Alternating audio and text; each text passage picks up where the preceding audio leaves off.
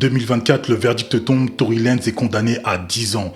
10 ans de prison. Il est reconnu coupable d'agression par arme à feu, de port d'armes et de tir par négligence. Une peine de prison qui donnerait le vertige à n'importe qui. Mais pour cette vidéo, laissez-moi recontextualiser un tout petit peu. 2020, le Covid tabasse tout le monde. On est tous enfermés chez nous, à essayer de travailler, à essayer de s'occuper, certains à faire de la poterie. Alors, il y en a vraiment qui ont fait ça ? Mais beaucoup d'entre nous, énormément sur les réseaux sociaux. Et il y en a un qui divertit son monde comme pas possible, c'est Tory Lanez. Tory Lanez, on peut pas dire que ce soit un monstre de l'industrie, mais c'est un mec qui a sa place, qui fait son trou, qui a son style, qui est reconnu pour son talent. Et pendant le Covid, il va trouver le moyen de nous faire plaisir, de nous régaler à mort en créant la Quarantine Radio. Il partage, il ambiance, il invite ses amis et ses anciens ennemis. Drake, avec qui il a été en bif il y a quelques années, a fait un passage à sa Quarantine Radio. Drake!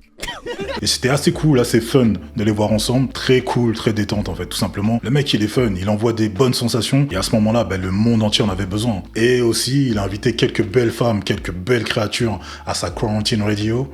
Et on lui dit merci pour cela. Merci Tory.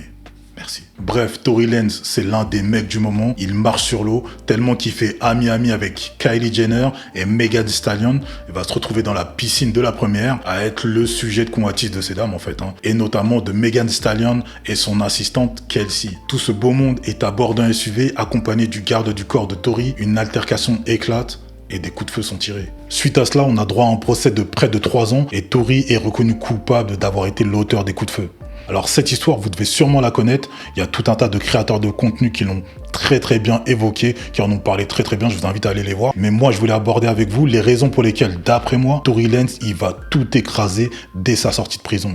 Depuis son arrivée dans le game, Tory il a cultivé une fanbase ride or die, prêt à le soutenir, prêt à le supporter coûte que coûte, malgré la controverse.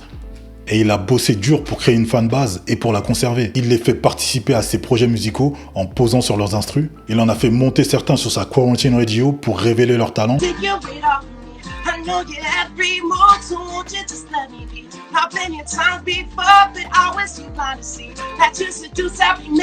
Quand ses fans se battent pendant son concert, pas de problème. Il va apaiser les tensions, il va chanter pour la paix.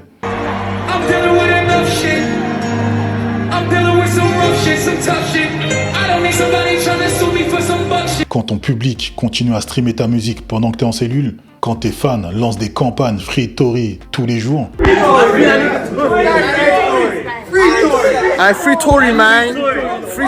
quand t'as une armée qui croit en toi malgré les polémiques, c'est pas juste des auditeurs, c'est une famille. Salute, mi familia.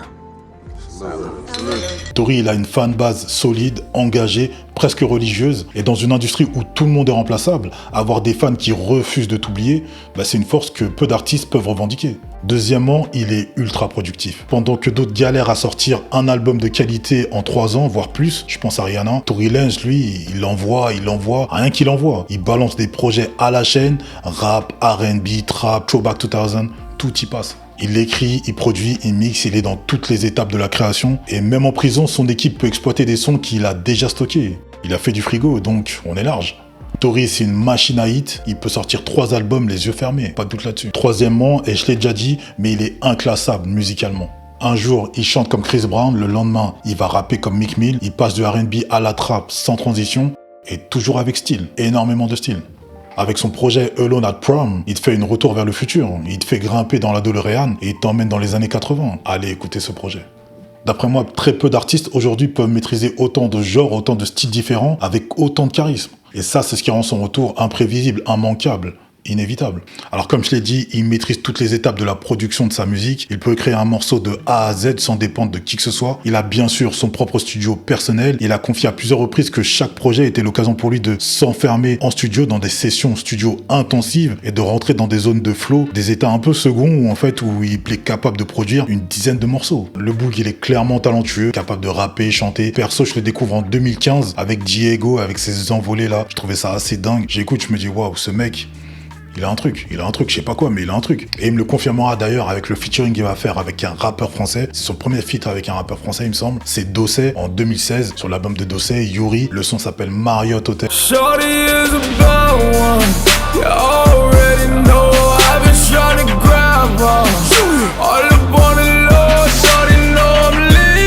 Si vous l'avez jamais écouté, allez l'écouter, je le trouve assez incroyable. Pour moi, ça devait être un single, il aurait dû l'exploiter, Dossé. Je vais pas faire le DA, mais je sais pas pourquoi elle a préféré choisir Young Thug. Le son, je le trouve pas terrible. Young Thug, il a fait une moitié de travail, je trouve.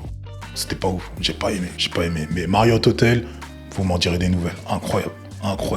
Le Tory, il sait s'adapter. Il va varier entre douceur, émotion, monter dans les tours, rapper. Mais c'est dans ce registre-là que je te trouve excellent. Du R&B émotionnel à la trappe agressive. Tory, il fait tout. Et il le fait plutôt bien. Il peut être violent, mélancolique, festif et garder sa vibe, son empreinte vocale. Tory, tu le mets pas dans une case. Et ça, c'est sa plus grande liberté. D'ailleurs, il change souvent de style pour éviter une fatigue créative. Ça lui permet de rester inspiré et de ne pas tourner en rond. Quatrième point, il a un storytelling de bad boy incompris. Tory sortira avec l'étiquette du bad guy, celui qu'on a voulu cancel. Mais vous savez quoi? Le bad guy, ça fait vendre. Gucci Mane, Meek Mill, Booba, même Tupac à l'époque, ils sont tous passés par la case prison et ils en sont tous ressortis avec une aura différente. Tory va jouer cette carte à fond, le comeback de l'artiste persécuté qui revient plus fort, plus déter, plus affamé que jamais. Pour reprendre le cas Gucci Mane, il a profité de son séjour en prison pour refaire complètement son branding. Musculation, 5 fruits et légumes par jour, quelques jeans slim, un peu de Versace et bim, Gucci Mane il était revenu ultra frais, ultra sexy. No homo, bien sûr, mais de la même façon, Tory Lanez il devra profiter de l'occasion pour retravailler un petit peu son image. D'ailleurs, il a déjà fait, si vous allez voir la cover de son album, le mec a pris des bras, a pris des pecs. Ouais, il y a un petit boulot qui a été fait quand même. Ah, il a suivi les tutos Marvel Fitness, tout ça là. Au moment de sa sortie, il aura forcément l'image du gars violent avec sa compagne, avec son ex-petite amie. Mais qu'on soit bien d'accord, c'est pas cela qui aujourd'hui va arrêter un artiste de remplir des salles, de vendre des disques. Je pense même que la guerre éternelle entre hommes et femmes risque de servir son buzz. D'un côté, les hommes soupçonneux de la justice qui vont le porter en héros, et de l'autre, des femmes qui tentent de cancel sa carrière parce que violent avec son ex-petite amie et plus généralement avec la femme. On pourrait penser que ce soit paradoxal et même contre-productif, mais ça pourrait l'aider à être tendance. Cinquième et dernière raison pour laquelle, pour moi, il va marcher sur le game à sa sortie, il est indépendant et il connaît le business de la musique. Tory, il a quitté les majors pour devenir 100% indépendant. Il a la main sur ses masters, son marketing, sa distribution, sa production bien sûr, son publishing et surtout, il a la vision, il a la vista de Xavi. Il a vendu ses projets en NFT avant tout le monde, avant que ce soit à la mode vraiment. Il a montré qu'on pouvait vendre 1 million d'albums en 60 secondes chrono sans s'appuyer sur les maisons de disques. Le mec est chaud. You gotta understand what's going on right now. If you don't understand it, you don't understand it. That's cool. It's not on me. It's not on me. At the start of this, I told you, I'm not gonna beg you to make this fucking money. Yes, nigga! La différence, c'est que Tory, il n'est pas que dans le buzz. Il a construit un catalogue très riche qui traverse les modes. Chickstep 5 pour le R&B nostalgique, New Toronto pour les puristes de rap, Alone at Prom pour les amateurs 80s, et ça, j'aime bien. Voilà, j'aime bien.